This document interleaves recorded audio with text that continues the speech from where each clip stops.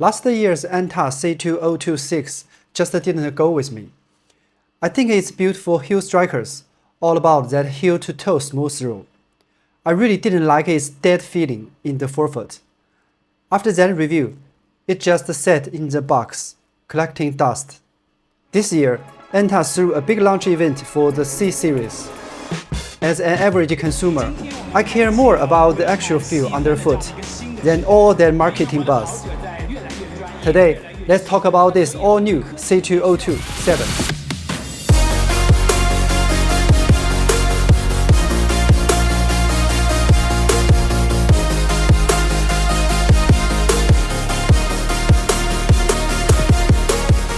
你们好，我是辉。I started this channel to review Chinese running products. More importantly, it's my way of forcing myself to practice spoken English. I'm self-sponsored and money doesn't grow on trees. Whether good or bad, I'm going to give you my honest reviews without filtering. Alright, let's dive in from the specs. This is a 34mm stack high shoe with a 6mm drop, giving us 28mm of stack high in the forefoot. And in this shoe, we have two new components. The first is the Nitro Edge A85 foam, and the second is the XL carbon plate. Starting with this launch, ANTA's midsole isn't just called Nitro Edge or Nitro Edge Pro anymore. Now it's Nitro Edge followed by a number, which represents the energy return rate measured in their own lab. So there is Nitro Edge 80, Nitro Edge 85, and Nitro Edge 90. Translating the official explanation from the launch, Nitro Edge 80 leans toward stability and rebound. Nitro Edge 85 focuses on softness and rebound. And the Nitro Edge 90 is all about responsiveness and rebound. The C202 7 uses that soft and bouncy Nitro Edge 85 foam. The other new component is the XL carbon plate. I guess it stands for extra long, because you can find the carbon plate even in places where it usually wouldn't be, like at the very back of the heel. It looks kinda cool, but it seems like it's not doing much. My pair is size 46, one size up from what I usually get in Chinese running shoes. Actually, the first time I ordered my regular size 45, but I found there was no space between my big toe and the toe box. It weighs 255 grams. That's a pretty decent weight at size 46. If we look at this year's C series having only 3 planned models, this one is the little brother. Among international brands, shoes with a similar positioning in their lineup that also have a plate or rods are the Adidas Boston 13 and the Saucony Endorphin Speed 5. They weigh 284 grams and 265 grams. I think ANTA nailed it in terms of weight.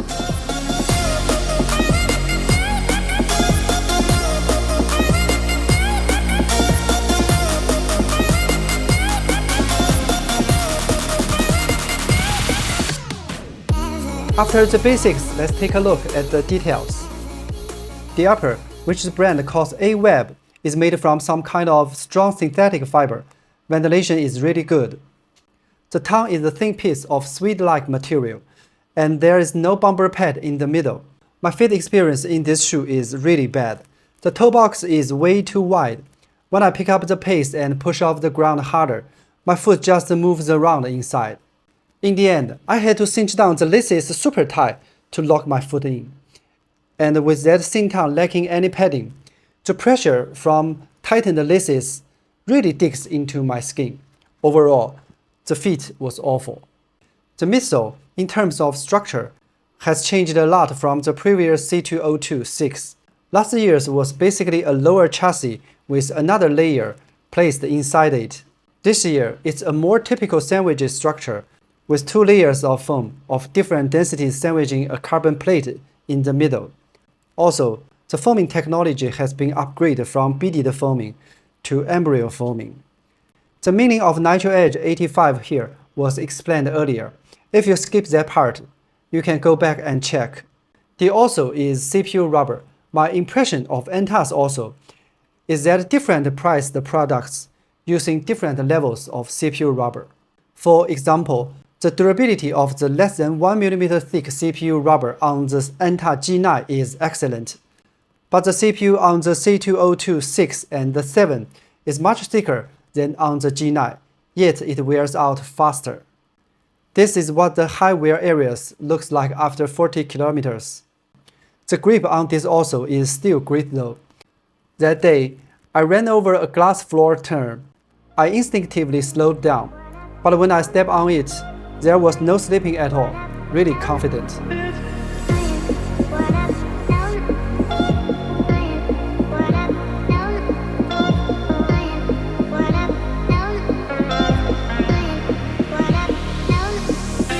With that out of the way, let's talk about the pros and cons of actually running in it.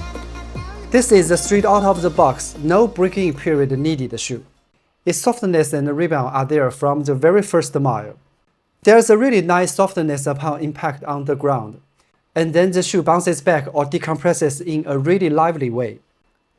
Compared to the 6th Gen, which in my view almost only suit heel strikers, this one gives a really nice comfortable ride that I think suits a lot of different strides. As a midfoot striker, I feel like ANTA finally put this beautiful piece of foam up under the ball of the foot, and I really engaged with a ton of foam. When I try to land on the heel, that quick response from the 6th Gen has now, with this softer midsole, become a slower return, but almost the same amount of energy return is there. And you do feel that difference quite drastically running in these two shoes.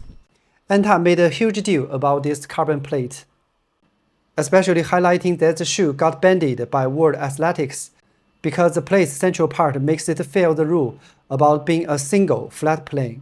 But for a lot of us average or amateur runner, you can rock whatever shoe you want, nobody's checking. In my view, this kind of marketing talk, you can just treat it as buzzwords, especially with these carbon plates that I can bend with my bare hands. When I ran 400-meter intervals with it, I really didn't notice the plate that much. It's just there in the background doing its thing. I feel like it keeps the foam from being overly compressed, which offers a natural feel, a natural rebound to the foot strike. At the end of the day, aside from not being great for overpernators and my complaints about the upper feet from the previous chapter, it's been really fantastic. I think especially for runners with wider feet. Before wrapping up this video, I want to compare it with some more well-known shoes to help you better understand it from a ride characteristic standpoint. Many audiences have the Adidas Adios Pro series and the Evo SL. Looking at the C202 7 midsole wrinkles, it's very similar to the state of Adidas Lightstrike Pro foam after use. But I still think the base material of their midsoles is probably different. I believe the C202 7's midsole is still PBA based, not TPEE based. But in terms of the foaming method, especially the process and the pressure, they should be very similar. Because based on what I've talked with professionals in the industry, the midsole's mold skin, what we see as the outer surface, is technically called the densified surface layer. They are slightly different, though it's probably hard to tell from the camera. In my recent runs, the softer texture of its midsole, the slightly denser texture within the softness, is very similar to the previous generation formula of Lightstrike Pro foam in the Evo SL and Adios Pro 3. If we rank them by softness, it sits between the Adios Pro 3 and the Pro 4. In terms of energy return, it's closest to Adios Pro 3, especially slower than 4 minutes per kilometer pace. Faster than that, the firmer, denser midsole of Adios Pro 3 gives higher return. These three shoes are kind of like a series, one after another. I think runners who really loved the C202 6 and the 6 Pro and the ANTA HP might not like this shoe as much, because this shoe marks a completely new direction of ANTA. And a lot of runners who tried running in ANTA but didn't like it or whatever reason, this might be the shoe that changes their mind. I think it's a dependable speed trainer for any foot strike at any ability level. It could just become a go-to shoe for many runners. Alright, That's all I wanted to share with you about the ANTA C202. Let me know in the comments if you have any questions about this shoe or tips for improving English speaking. Thanks for watching all the way to the end.